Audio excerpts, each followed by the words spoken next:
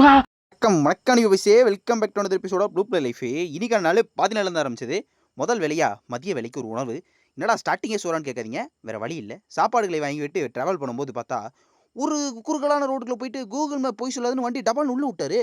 அதுக்கப்புறம் பரவாயில்ல எப்படியோ ஜஸ்ட் மிஸ்ல தப்பிச்சுட்டு போயிட்டு வந்தா வெளியே போன நிலைமை தான். முடி பப்பரப்பேன் ஆகிப்போச்சு.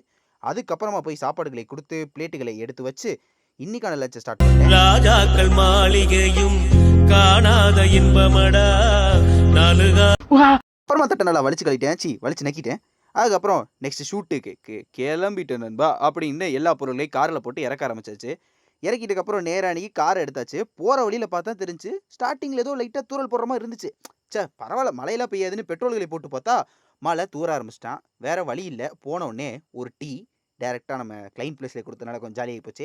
அப்புறம் உட்காந்து யோசித்தோம், என்ன மாதிரி ஷூட் பண்ணலாம், எப்படி டிஸ்கஷன் பண்ணலாம், இப்படி ஆங்கிள் வைக்கலாமா அப்படியே ஆங்கிள் வைக்கலாமா, எப்படியோ வச்சு ஒரு வழியாக ஷூட் ஆரம்பித்து அந்த ஷூட்டை ஒரு வழியாக முடிச்சிட்டோம். முடிச்சுட்டு லிஃப்ட்டில் போகும்போது பார்த்தா என்னடா வீடு காலி பண்ணுற மாதிரி இத்தனை பொருளை தூக்கிட்டு போகிறோன்னு எனக்கே அப்போ தான் தோணுச்சு. ஒரு வழியாக கிரவுண்ட் ஃப்ளோரை தொட்டு கார்